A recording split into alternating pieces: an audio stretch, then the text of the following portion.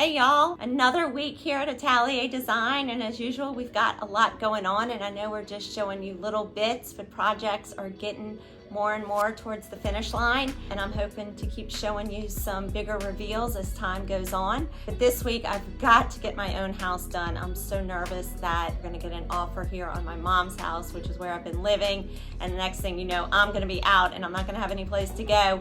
So there's a conversation today where I'm trying to finish up some of the finishes, and I'm looking at the beadboard ceiling and trying to decide what sizes to do up on the ceilings in the kitchen and in my bedroom as well as my boys' room. So we've got that going on, trying to make that decision, and as well some really good tips on how you're supposed to finish sheetrock. It's all about a level 5 finish. Some of you may have some orange peel on your walls, and an old decorator friend of mine always said a paint finish is much more important sometimes than that expensive sofa. Get the paint right and then buy all your furniture later on. Yep. And then at the end of last week, we were looking at the colors to do Jenny's floor and what to do with them. And we finally made a decision. We have lots more samples to look at, and then we make a final decision as to what to do. So you'll see how that process goes as well. It's always a process. And I am hoping next week to show you some big reveals over at Jenny's, because she gets in at 2 days and we gotta have those floors done and a lot of the paint going up. Anyway, hope y'all like this episode. Like and subscribe. Thanks, bye.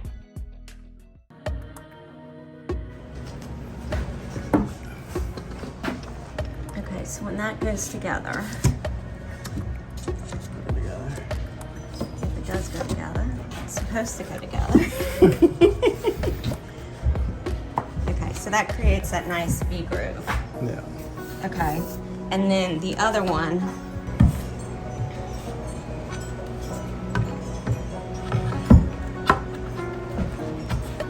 comes together. Let's see, so you get that little bit of a gap, but you don't get, yeah, so you don't really get anything. Yeah, that really, okay, so that really doesn't work, because that's just gonna look like, this works. I think this works. So can we bring it upstairs and look at the scale?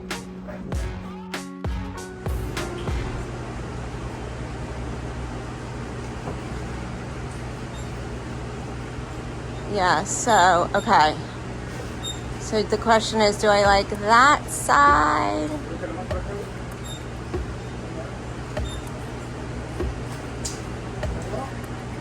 Okay. Can I? Uh-huh.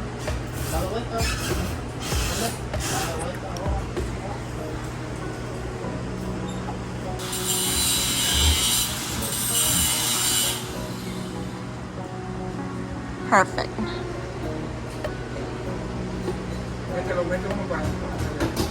I actually am thinking that's better.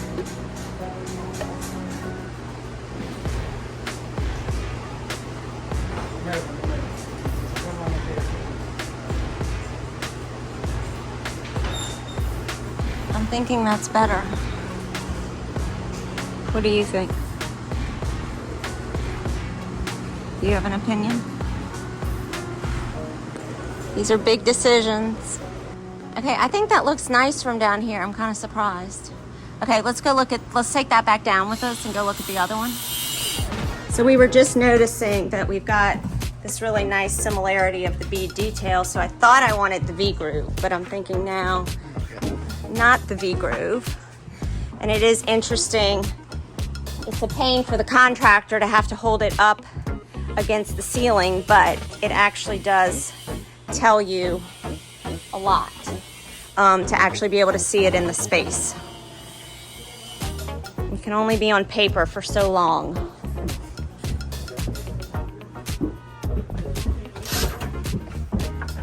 And of course we have this little beadboard detail of this door. And Tom is getting a ladder.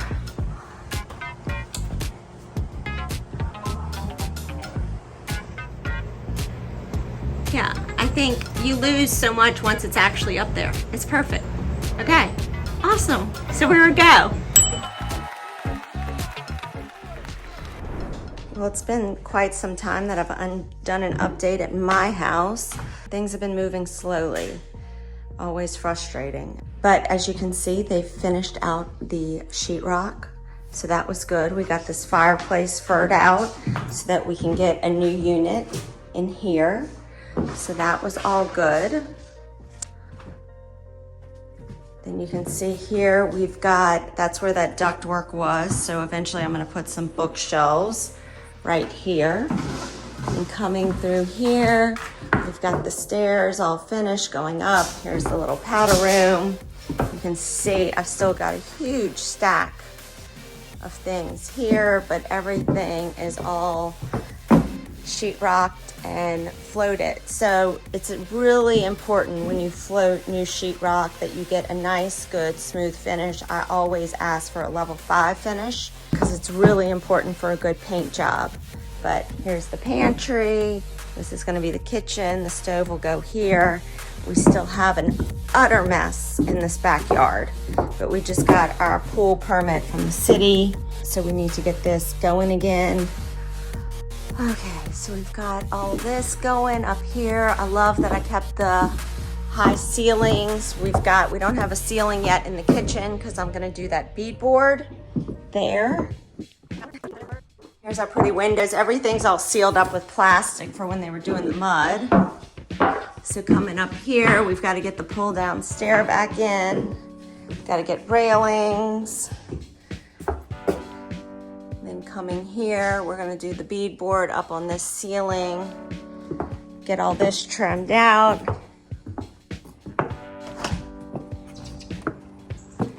Got this little balcony, just need to get things cleaned up. It is a beautiful day. So you do feel like you're in a tree house up here, which is really cool. 2 big closets for the boys. We've got their bathroom, which you can see we use this moisture and mold resistant perma-based cement board where the tile's gonna go. So I'm gonna run a wainscot all the way around here. This is the shower. We put these brackets in for a bench for them. And then this is gonna be a little shelving unit. There you can see the plumbing coming through, toilet, sink. And then we use purple board, which is important because it's more moisture resistant than regular sheetrock. So again, all your substrates are really important. Cement board for tile and wet areas, and then purple board coming up. And then coming back into my bedroom. Got a little utility closet area, vacuums, storage, whatnot, washer and dryer. Again, got to get all this trimmed out. We've got the AC on. It's working. That's the big piece we were waiting for. And you can see it's actually dehumidifying now, which is really nice. And then coming in my room, it's coming. Wood floor guys are bringing the material in today because it's real important that wood acclimates before you put it in. But here we have a huge problem in that you can see that the windows are sitting flush here. This one is sticking out, and these sit way back because these windows were for a 2x4 wall, and they went ahead and put them in and didn't notify me that we needed windows for a 2x6 wall. So I could have easily had that fixed before they went in, but didn't know. So now the windows have to be pulled out and fixed. But I do think the room is coming out really nicely. Lots of light, good views. And then here we've got the bathroom. Again, you'll see the cement board, lots of light. This is a little annoying to say the least because this is supposed to be 2 sconces and they only pulled the wire for 1 sconce. So that's a bit of a problem that's gonna have to be fixed as well. Walk-in closet, and then this will be a little dressing area. So to say the least, we've come a long way, but feeling like we still have a long way to go. Let's leave this as the control sample as one. Okay. Let it dry. I'll do another one. Right now I'm gonna put this country white on both of these. I'm gonna put a double country white on this one, and then tomorrow I'm gonna put a Nordic on this one. Yeah. All right. Yeah, perfect. Okay. We have a checkerboard.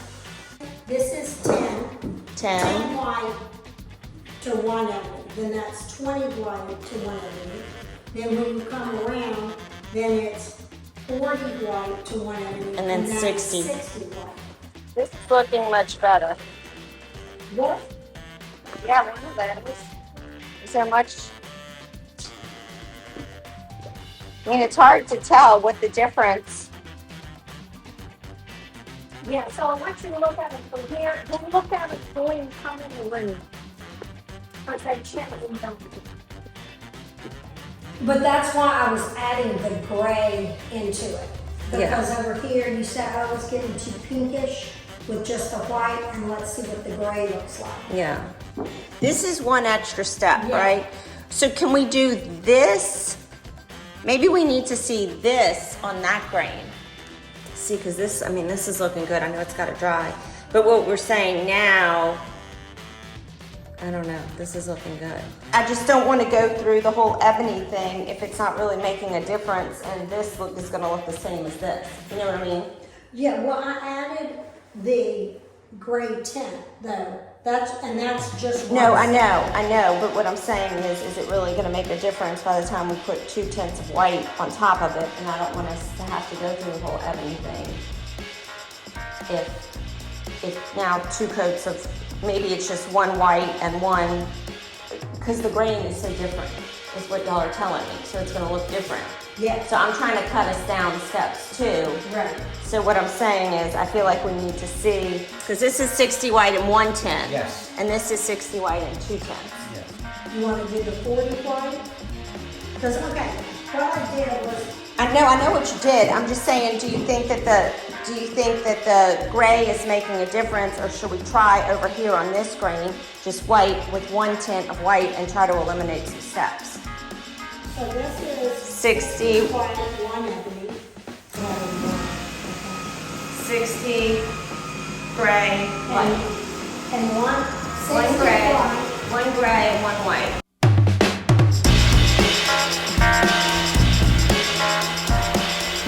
We're both getting the white top, the white on top. And here's the white.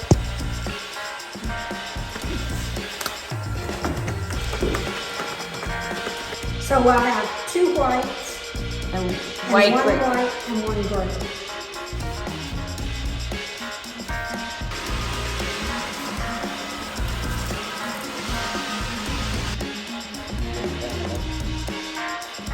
I think I like the one with the gray.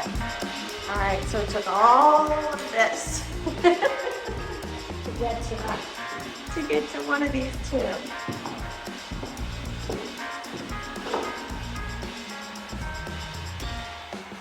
All right, I like the gray.